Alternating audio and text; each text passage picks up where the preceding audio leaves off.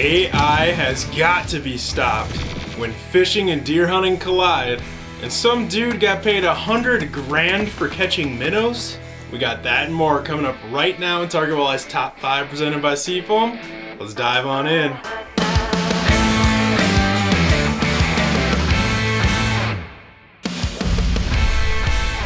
So, Bassmaster recently made an Instagram post where they let AI, or artificial intelligence, expand the headshots of several of their EQ pros, and the results were hilarious. It's really hard to choose a favorite one out of that batch.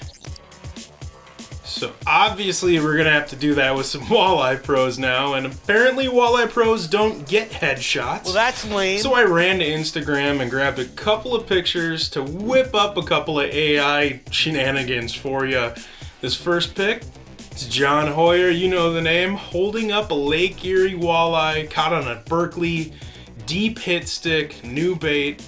At least I thought it was a walleye until AI entered the chat. I don't know what is going on with that thing, but it should probably be killed with some fire. And here we have Tony Roach with a cold water rip and wrap walleye, and then AI gets its hands on it. And you know what? I don't even really know what to say about this one, other than Tony Roach sure is rocking the snot out of that hat.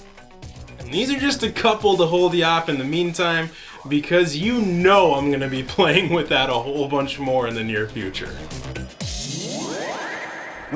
You choose, Nope. Hunting, fishing, or drinking? I'd really love to shoot a gun right now. Fishing it is.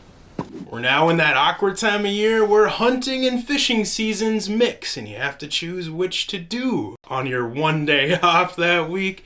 But that's not stopping Kyle Quinn from tackling both at the exact same time with this wild catch. I mean, that brings a whole new meaning to the term catching deers. I bet you even Rhett Daniels would be impressed. And if you're wondering what Kyle's fishing spot looked like, probably something like this hummingbird screenshot. Yep, that is a deer stand down in some flooded timber. Well, I was gonna say flooded timber. A whole flooded forest. Believe it or not, that screenshot is from over 10 years ago on down imaging. Imagine what that would look like nowadays with mega down imaging, live imaging, forward-facing sonar. You'd probably be able to see if the dude sitting in that deer stand was taking a nap or not.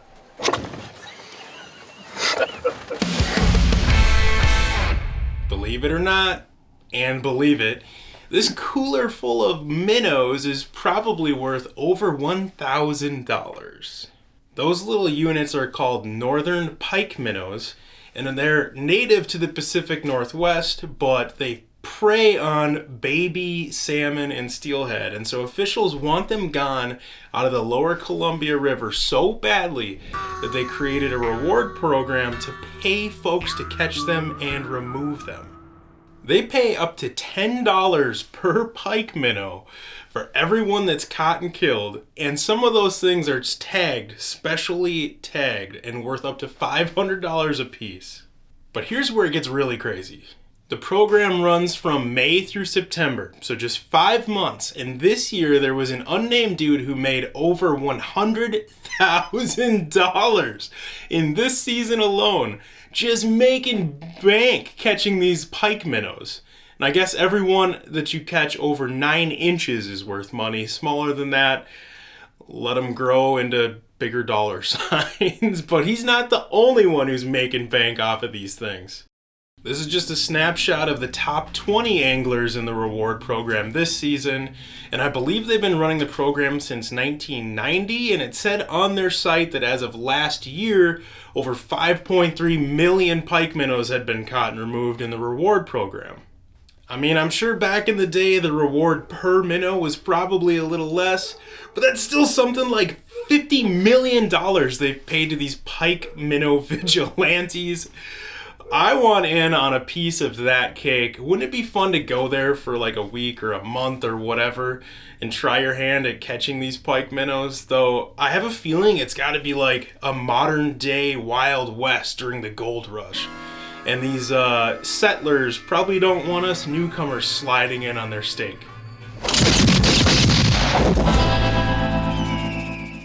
Spend enough time on the water and you're bound to see some unusual stuff. And one of those guys who puts in the work is Minnesota guide TJ Erickson. This time, that unusual stuff meant he was rewarded with a real-life unicorn. A walleye unicorn. Look at that thing. He and his buddy Peter Franz caught that mythical creature in the Park Rapids area of Minnesota, where TJ guides, and obviously TJ is one heck of a photographer too. I love me some unique critters, and a unicorn? Like, I wonder what the bounty would be on one of those. Pike minnows. We're gonna send this bad boy off with a big old Wisconsin cheese blob that Cody Solberg caught on a Walleye Nation Creations death jig paired with a crawler. I don't think I've ever seen a walleye with so much junk in the trunk that its back half sagged down like that. You see that weird bend in its tail? Like, unless it was caused by some kind of an injury or something at one point. I mean that, or it identifies as a burbot, because that's the only other fish I've ever seen that's flexible enough that it can bend in any direction that it wants to, whether you want it to or not. Alright, that wraps up this week's top 5, and a big shout out to Seafoam for keeping us running smooth and making this fun video series possible. If you want more walleye and ice fishing related content like this, sign up for our free Target Walleye email at targetwalleye.com, and I'll see you back in 7.